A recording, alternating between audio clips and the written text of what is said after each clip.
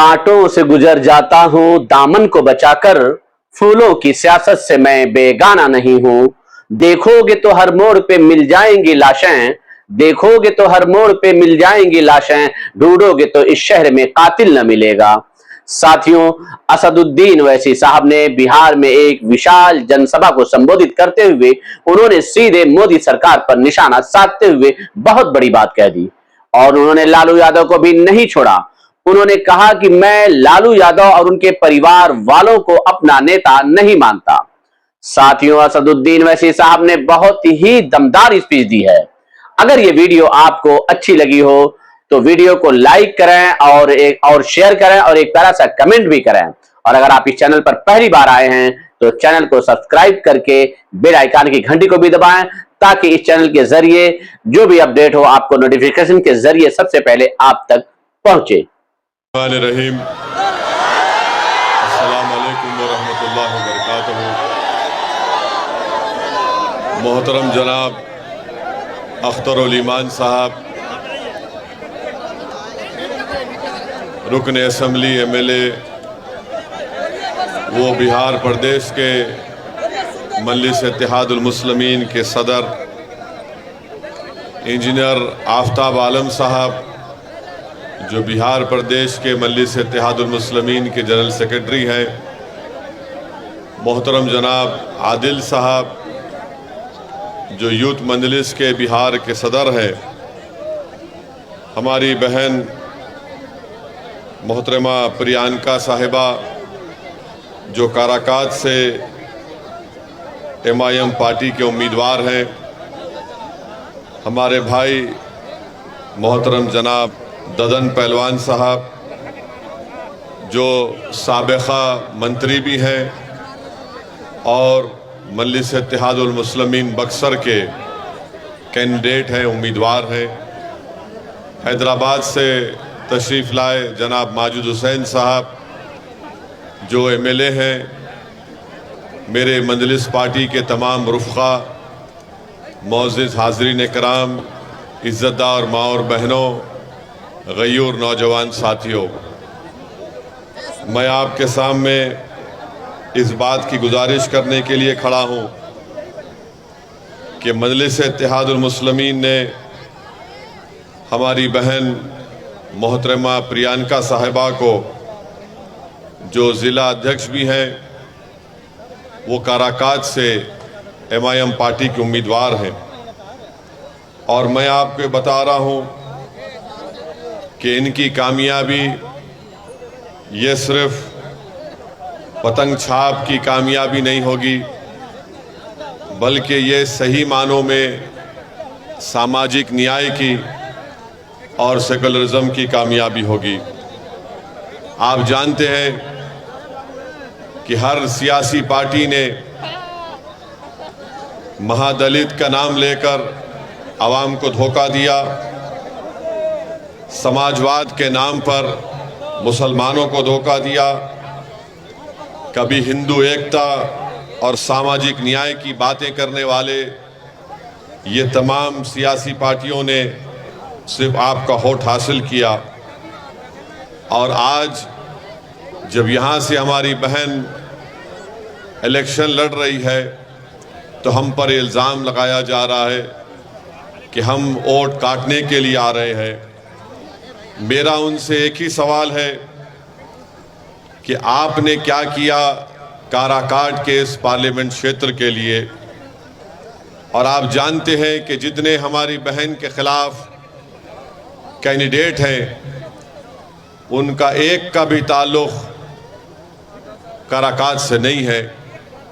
बाहर से आकर मुकाबला कर रहे हैं और इल्ज़ाम मजलिस इत्तेहादुल मुस्लिमीन पर लगा रहे हैं। आप लोग इस बात से जानते हैं कि नबी नगर में एक पार्किंग के मसले के ऊपर 4 मुसलमान नौजवानों को मारा पीटा गया। यहाँ पर सोन नदी है और कोई बराबर ब्रिज नहीं है। अभी हमारे भाई बता रहे थे कि पाली का ब्रिज टूट गया। जितने इस पार्लियामेंट कॉन्स्टिट्यूंसी में ब्रिज हैं वो नीतीश कुमार की तरह है कि कब गिर जाए पता नहीं चलता। फिर इस काराकाट में कालीन की, यहाँ पर कालीन बनाते थे, आज वो काम खत्म होकर रह गया। अब राजद के और बीजेपी के लोग कह रहे हैं कि काराकाट के नौजवानों, तुम कालीन बिछाओ यादव जी के लिए, मोदी जी के लिए और नीतीश जी के लिए। यहाँ पर यह कारोबार ख़त्म होकर रह गया। फैक्ट्री थी देहरी विधानसभा में, सिर्फ कागज़ पर फैक्ट्री है मगर ज़मीन पर कुछ नहीं आता। इंद्रापुरी डैम है, यहाँ से पानी सप्लाई होता है पूरे प्रदेश को, मगर काराकाट की आवाम को पानी नहीं मिलता।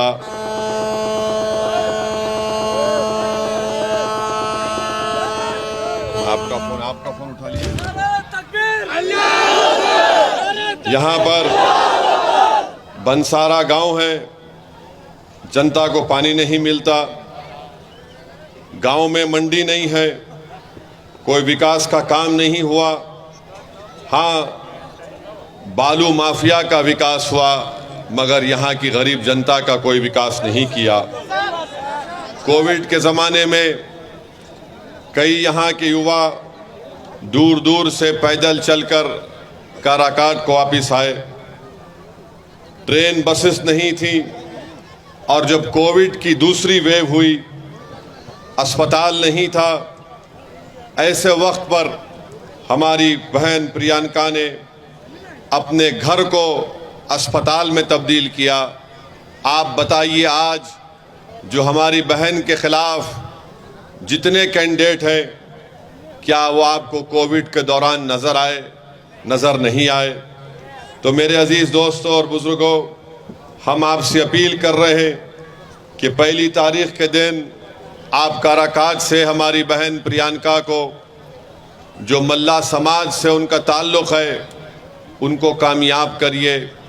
यही सामाजिक न्याय की कामयाबी होगी। और ददन पहलवान साहब जो बक्सर से MIM पार्टी के उम्मीदवार हैं, उनको भी कामयाब करिए। आपको हम यही बताना चाहते हैं कि दालमिया की फैक्ट्री बंद है, सिंचाई का कोई काम नहीं है, ट्रेन के कोई कनेक्टिविटी नहीं है, महिलाओं के लिए कॉलेज नहीं है, रोड नहीं है। अगर आप एक अच्छा फैसला लेंगे तो यकीनन इंशाअल्लाह ताला यहाँ से जब हमारी बहन कामयाब होकर जाएगी, आपके बहुत से मसाइल का हल निकलेगा, विकास होगा।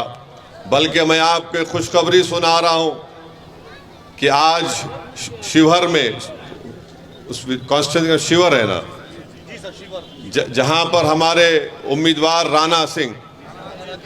राणा रंजीत सिंह हैं, अभी हमको फ़ोन पर इत्तला दी गई कि आज मतदान हुआ वहाँ पर, और वहाँ की जनता ने यह फैसला लिया कि अब के बार राणा रंजीत को अपना MP मुंतखब करेंगे इंशाअल्लाह ताला।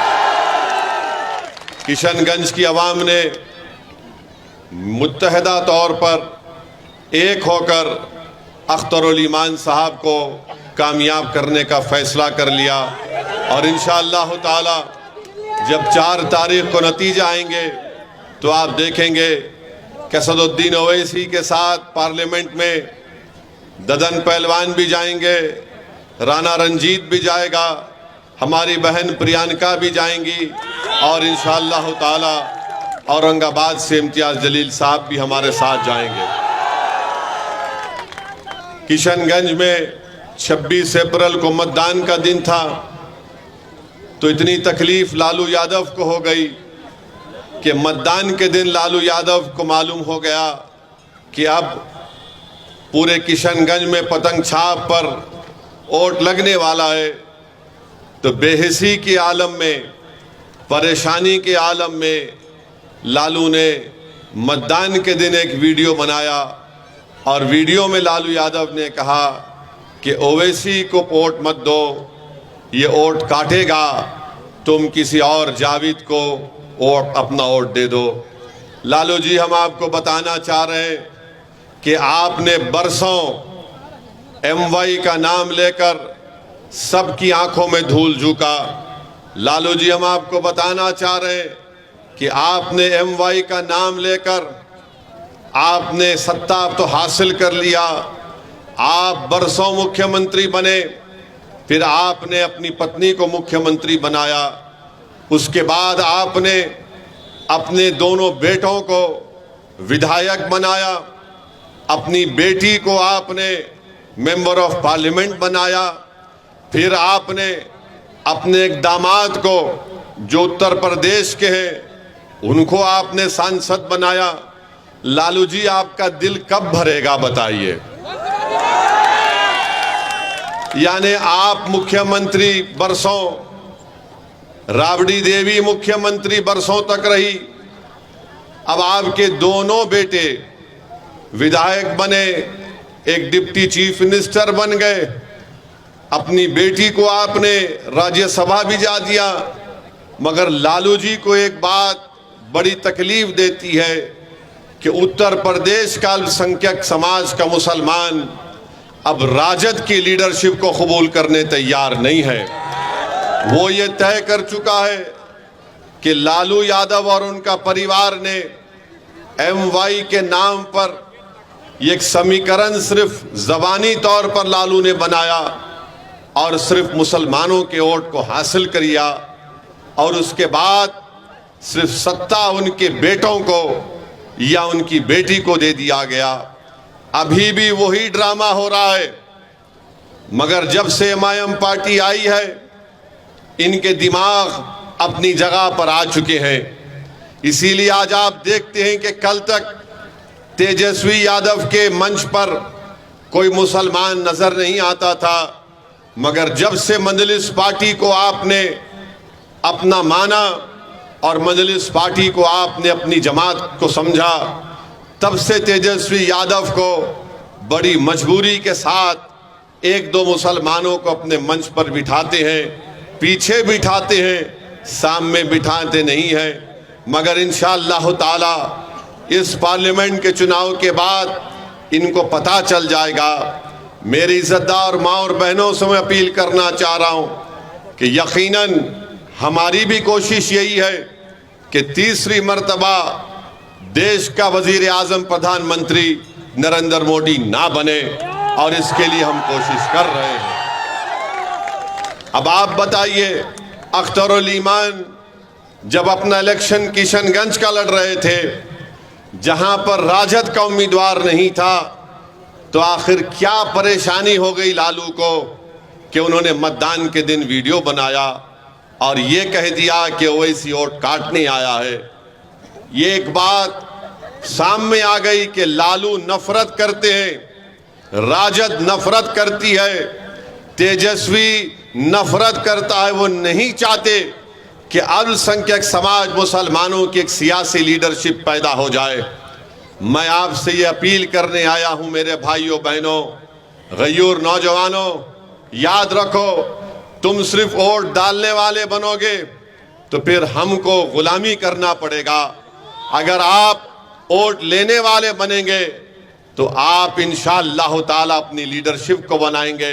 लोग आपके पास आकर अपनी तकलीफ को बयान करेंगे, आपके पास लोग आकर आपसे कहेंगे कि हमसे इंसाफ करो। आपने बरसों साथ दिया, कभी कांग्रेस का, तो कभी राजद का, तो फिर कभी नीतीश कुमार का। आज मजलिस इत्तेहादुल मुस्लिमीन एक मुतबादिल और एक ताकतवर विकल्प बनकर बिहार में उभरी है। मेरी आपसे दबन गुजारिश है कि आप अपना एक एक वोट एक तारीख के दिन पतंग छाप के निशान पर बटन दबाइए। और हम आपसे वादा कर रहे हैं कि इंशाअल्लाह ताला अगर दिल्ली में जरूरत पड़ेगी, भारत की जनता ऐसा फैसला देगी कि तीसरी मर्तबा इस देश का प्रधानमंत्री नरेंद्र मोदी ना बने, मैं आपको बता रहा हूं, वादा कर रहा हूं कि MIM पार्टी यकीनन पूरी कोशिश करके किसी ऐसे शख्स को इस देश का प्रधानमंत्री बनाएगी जिसका ताल्लुक बीजेपी से और नरेंद्र मोदी से ना हो। हम इसका आपसे वादा कर रहे हैं। मगर याद रखिए मगर याद रखिए, इसका ये मतलब नहीं है कि हम इनकी गुलामी करते रहेंगे। मैं लालू यादव और उनके परिवार को अपना नेता नहीं मानता। इसलिए नहीं मानता हूं क्योंकि मेरा मानना यह है कि आप में उनसे ज्यादा काबिलियत है। मेरा मानना यह है कि आप में उनसे ज्यादा ताकत है। मेरा मानना यह है कि आप उनसे ज्यादा नंबर में हैं। मेरा मानना यह है कि आपकी आबादी में उनसे ज्यादा हक है। तो जब आप हर एतबार से आगे हैं, आप कब तक इनके पीछे भागेंगे? आप बताइए कि राजद ने 22 लोगों को टिकट दिया, जिसमें से सिर्फ 2 मुसलमान हैं, बल्कि 32 टिकट राजद ने अपने 22 माले और सीपीआई के लोगों को दिया है, उसमें सिर्फ 2 मुसलमान हैं। 17% मुसलमानों की बिहार में आबादी है और 2 टिकट दिए जाते हैं। और गाली किसको देते हैं? ओवैसी को और अख्तरुल ईमान को कि ये लोग वोट काटने आए हैं। अरे तुमको सिर्फ 2 नजर आए और अपने परिवार से तुमने 2-2 अपनी बेटियों को टिकट दे दिया। तुमने 2-2 अपनी बेटियों को टिकट दे दिया। बताओ मेरे अजीज दोस्तों और बुजुर्गों, इससे ज्यादा बेइज्जती और क्या हमारी हो सकती है? आपने अभी अख्तरुल ईमान की तकरीर में सुना कि कितनी नौकरियों से हमको हाथ धोना पड़ा। हमारी आबादी में 2 करोड़ हम आबादी में और नौकरी हमको नहीं दी जाती है। तो बताओ ये कैसे इंसाफ होगा? अगर काराकाज की जनता ये समझ रही है कि मैं सिर्फ जज्बाती नारे लगाने से मुझे इंसाफ मिल जाएगा, मैं ओवैसी के सभा में आकर ठहर कर उनकी तकरीर को सुनकर अगर चला जाऊंगा तो मुझसे इंसाफ हो जाएगा। नहीं मेरे दोस्तों, इंसाफ उस वक्त होगा मेरे भाई जब आप वोट डालेंगे मयम पार्टी को, जब आप अपनी लीडरशिप को पैदा करेंगे।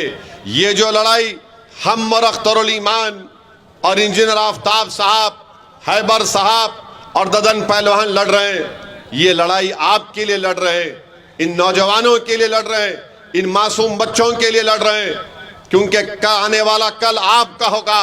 हमारी जिंदगी का भरोसा नहीं कि कब हमारी जिंदगी का शमा गुल हो जाए, मगर ये लड़ाई तुम्हारे लिए लड़ी जा रही है ताकि आने वाले कल में तुम किसी की गुलामी ना कर सको। तुम खड़े होकर नेता बनो, तुम पार्लियामेंट में जाओ, तुम बिहार की विधानसभा में जाओ और जाकर अपने इंसाफ की लड़ाई लड़ो ताकि आने वाला मुस्तकबिल तुम्हारा हो सके। बल्कि मैं बिहार के उन तमाम अल्पसंख्यक समाज के मुसलमानों से अपील कर रहा हूं, क्यों नहीं आप मुख्यमंत्री बन सकते बिहार के? आने वाले विधानसभा में हम बताएंगे इंशाअल्लाह ताला लालू को, नीतीश को, कि बिहार का मुख्यमंत्री एक मुसलमान भी बन सकता है इंशाअल्लाह ताला। हम कब तक इन लोगों की गुलामी करते रहेंगे? MY के नाम पर वोट तो हासिल कर लेते हैं, मगर बताइए आप, एक ट्रेन में रेलवे पुलिस का एक शख्स गोली मारता है ट्रेन में, तो आप देखते हैं कि मरने वाले का ताल्लुक बिहार से था। दरभंगा के बाजू मधुबनी की गांव का रहने वाला जिले का कोई राजद का नेता जाकर उस मरने वाले के घर पर जाकर उसको पुरसा नहीं देता। हम गए, हैदराबाद से गए, रहने वाला बिहार का था मगर राजस्थान में रहता था, हम वहां पर गए। बताइए आप कब तक ये नाइंसाफी का दौर चलता रहेगा? मेरे अजीज दोस्तों और बुजुर्गों, मेरे अजीज दोस्तों और बुजुर्गों, ये बड़ी बड़ी बातें करते हैं, हम ये कर देंगे, हम नौकरी दे देंगे। अरे भाई, तुम नौकरी अगर दे रहे हो तो बताओ, इतनी बड़ी आबादी अल्पसंख्यक समाज मुसलमानों की है, हमसे इंसाफ क्यों नहीं हुआ? कितने साल हुकूमत थी अख्तर भाई राजद की? 17 साल 15 साल राजद की हुकूमत थी। 15 साल मुख्यमंत्री लालू राबड़ी, फिर उनके बेटे डिप्टी चीफ मिनिस्टर। बताइए आप कब तक ऐसा नाइंसाफी का दौर चलता रहेगा? हम आपसे अपील कर रहे हैं कि वोट एक अमानत है, उस अमानत का सही इस्तेमाल करिए। 1 तारीख को आपको डरने और घबराने की जरूरत नहीं है। जब यही राजद की सरकार थी, नीतीश मुख्यमंत्री थे, तो सीवान में एक 7 साल का मासूम बच्चे का नाम क्या था, 7 साल के सिवान का, 7 साल का बच्चा है, 8 दिन जेल में रहता है और 8 दिन उसकी माँ जेल के बाहर खड़े रहती है कि पहले तो 7 साल के बच्चे को जेल में नहीं डाला जाता। उसकी माँ रो रो कर कह रही थी कि मेरा बच्चा बच्चा है, ये 18 साल का नहीं है, ये 16 साल का नहीं है, इसको छोड़ो, इसको बच्चों के घर में रखो। मगर 7 दिन तेजस्वी डिप्टी चीफ मिनिस्टर थे, सिवान में बच्चा जेल में रहा। मेरे अजीज दोस्तों और बुजुर्गों, किसने आवाज उठाई? मजलिस इत्तेहादुल मुस्लिमीन ने उस बच्चे के इंसाफ के लिए आवाज उठाई। CAA का कानून जब पार्लियामेंट में मोदी की ये जालिम सरकार उठा रही थी, बना रही थी कानून, 300 बीजेपी के एमपी के सामने मजलिस के 2 एमपीओं ने 300 बीजेपी के एमपी के सामने कहा ये CAA का कानून संविधान के खिलाफ है, हम इसको नहीं मानते, ये काला कानून है। हमने उस बिल की कॉपी को मोदी और अमित शाह की आंखों के सामने फाड़कर उसको फेंक दिया पार्लियामेंट में। बताइए, आज मोदी कहते हैं, आज बीजेपी कहती है कि हम यूनिफॉर्म सिविल कोड लेकर आएंगे, यकसा सिविल कोड लेकर आएंगे। अपने दिल पर हाथ रखो, अपने दिमागों पर जोर डालकर अपने आप से सवाल करो कि अगर कल पार्लियामेंट में यकसा सिविल कोड या यूनिफॉर्म सिविल कोड का बिल लाया जाएगा तो क्या राजद का माले का कोई एमपी उठकर उसकी मुखालिफत कर पाएगा? कोई नहीं कर पाएगा।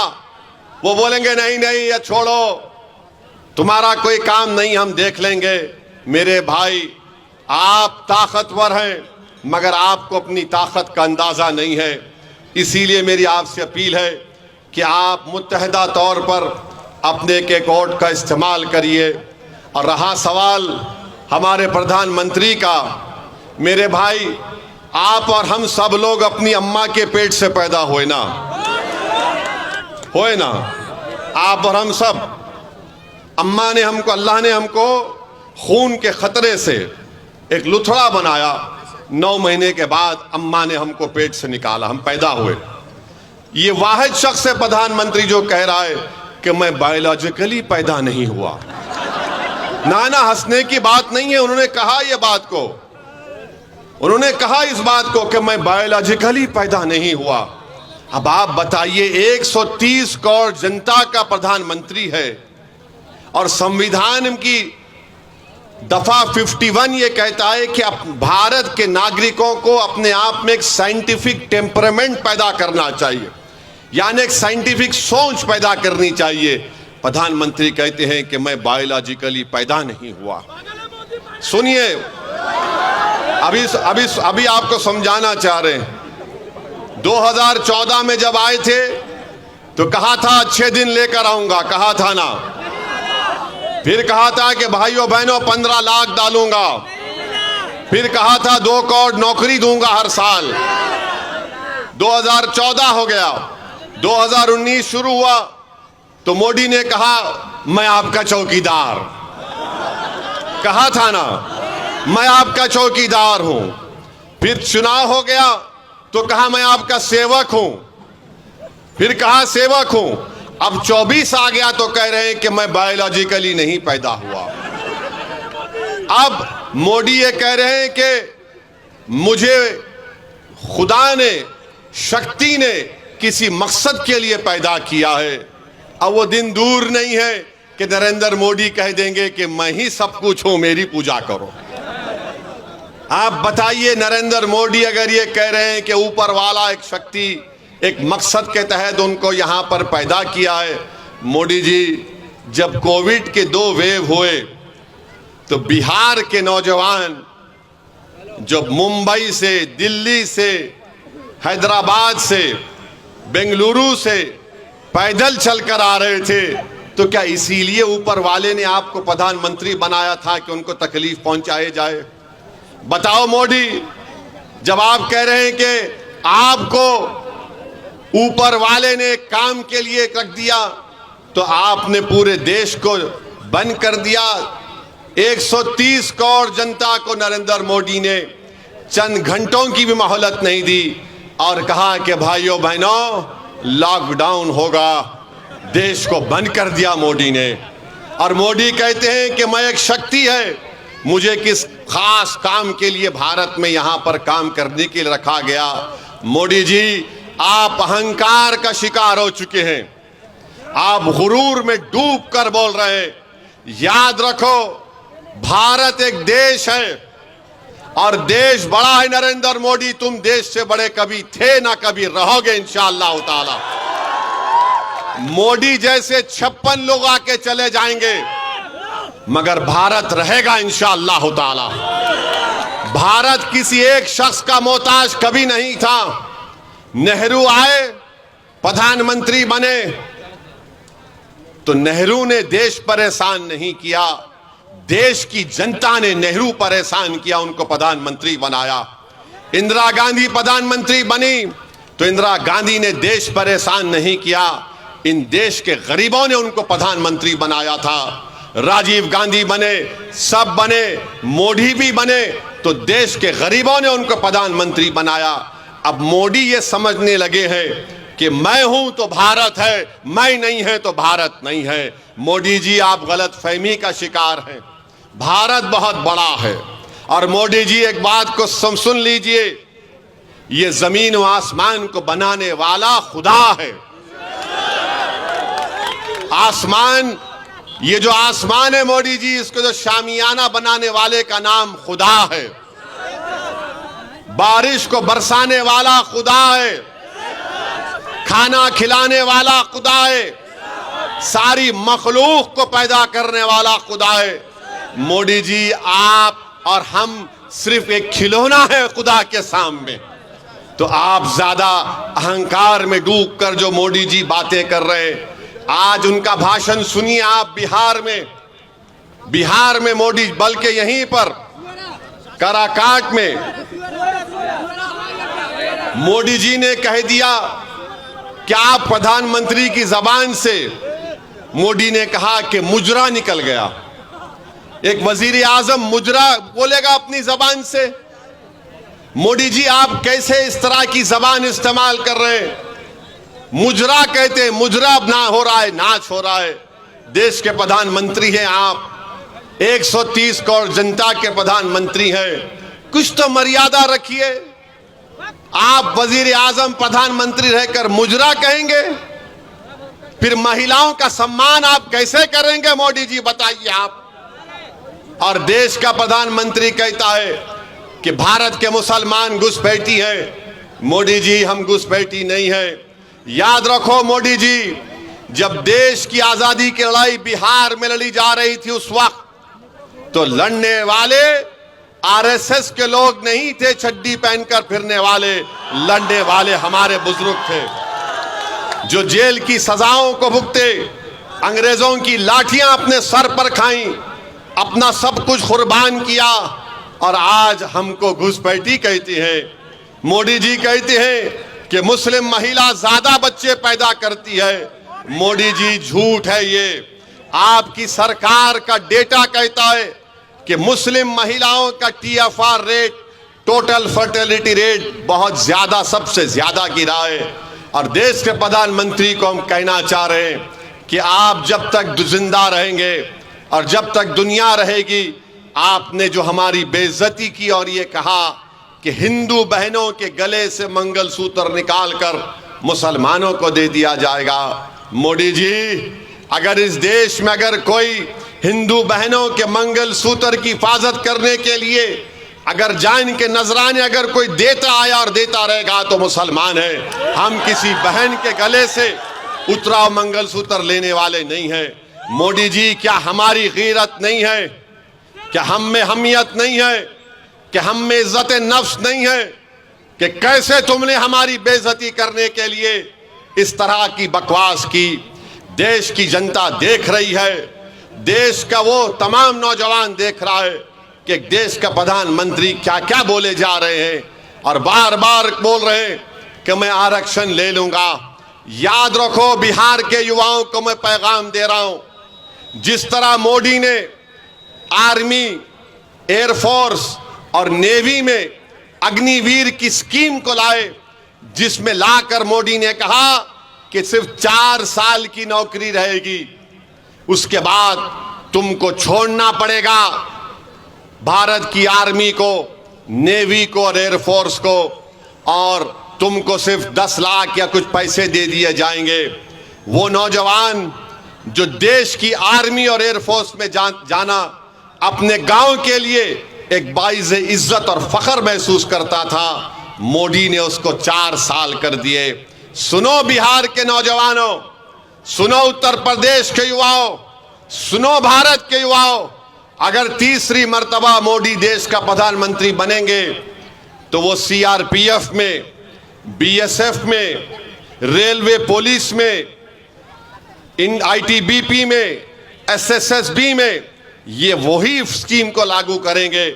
जब देश की आर्मी में 4 साल मोदी ने ला लिए तो क्या चीज रोक सकती है मोदी को कि युवाओं से कह दो कि सीआरपीएफ में तुम जाना चाहते हो, तुम बीएसएफ में जाना चाहते हो, एसएसबी में जाना चाहते हो, रेलवे पुलिस में जाना चाहते हो, तो तुमको सिर्फ 4 साल की नौकरी मिलेगी, उसके बाद पेंशन नहीं मिलेगा, उसके बाद अगर तुम बीमार पड़ोगे तो गवर्नमेंट के खर्चे पर इलाज नहीं होगा, तुम्हारे रिटायरमेंट के बाद तुम्हारे बच्चों की शिक्षा का इंतजाम नहीं होगा। इसीलिए नौजवानों, युवाओं, मैं तुमसे अपील कर रहा हूं कि देख समझ कर अपने वोट का इस्तेमाल करो। अगर तुम बीजेपी का साथ दोगे तो तुम अपनी बर्बादी को दावत दे रहे हो। नौजवानों, अगर दोबारा तीसरी मर्तबा देश का प्रधानमंत्री मोदी बनेगा तो नौजवानों, तुम्हारा मुस्तकबिल खराब हो जाएगा, तुम्हारा कोई मुस्तकबिल नहीं होगा। क्या होगा देश में कि मस्जिद और मंदिर के नाम पर लड़ाया जाए, मस्जिद और मंदिर के नाम पर लड़ाया जाए और बीजेपी उस पर अपनी रोटी सेकते रहेगी और सत्ता को हासिल करते रहेगी। इस देश में सबसे बड़ा मुद्दा हिंदू मुसलमान नफरत से ज्यादा बेरोजगारी का है, महंगाई का है। बताओ क्या हो रहा है? ना रोजगार है, ना महंगाई कम हो रही है। और मोदी जी से आप बोलेंगे तो मोदी जी बोले, अगर आप जाकर पूछेंगे बीजेपी आरएसएस मोदी से कि ओवैसी ने अपने भाषण में कहा कि बेरोजगारी बहुत बड़ा मुद्दा है, तो मोदी बोलेंगे वो लाख डाल देंगे, लाख डाल देंगे, उसको लाख डाल देंगे। मोदी जी, आपने 500 रुपए की नोट, 1000 रुपए की नोट जो गायब कर दी आपने, उसमें कई छोटे छोटे कारखाने हमेशा के लिए बंद हो गए, फैक्ट्रीज बंद हो चुकी हैं, मगर मोदी को उसकी लाख डालने की फिक्र नहीं है। मगर मोदी जी सत्ता में आने के लिए नौजवानों को ये पैगाम दे रहे हैं। तो मेरी आपसे अपील है कि आप 1 तारीख के दिन सुबह के वक्त में निकलकर अपने एक वोट का इस्तेमाल करिए। यकीनन गर्मी बहुत रहेगी, यकीनन गर्मी बहुत है, मगर मैं अपने बुजुर्गों से, हमारी माँ और बहनों से कहना चाहूँगा, ये गर्मा का मौसम है, 1 महीने के अंदर बारिश शुरू हो जाएगी तो गर्मी के मौसम में कमी आएगी। मगर अगर हमारे इस देश में जो गर्मी है वो नफरत की गर्मी कैसे ख़त्म होगी, बेरोजगारी की गर्मी कैसे ख़त्म होगी, महंगाई की गर्मी कैसे ख़त्म होगी? जो हमारे बुजुर्गों की आंख में आंसू हैं, हमारी माएँ परेशान है अपने बच्चे और बेटियों के मुस्तकबिल को सोच सोच कर।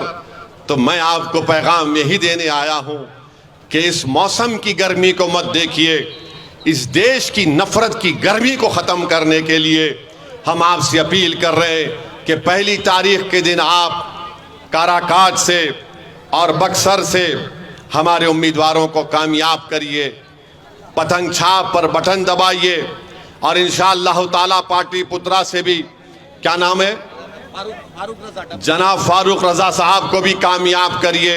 लालू जी, आपने वीडियो बनाया था ना 26 तारीख को, हम कल जा रहे हैं पाटलिपुत्रा को। और लालू जी याद रखिए, हम आपका कर्जा नहीं रखेंगे बाकी इंशाअल्लाह ताला। बहुत कर्जे आपके हम पर हैं लालू जी, तेजस्वी तुम्हारे भी बहुत कर्जे हम पर हैं। 4 तुमने हमारे विधायक को खरीद लिया, अभी तो कर्जा उतारेंगे तेजस्वी, बहुत दर्द होगा तुमको, बहुत दर्द होगा। तुमने हमारे चार विधायकों को, उन जमीर बेचने वालों को तुमने खरीद लिया था ना।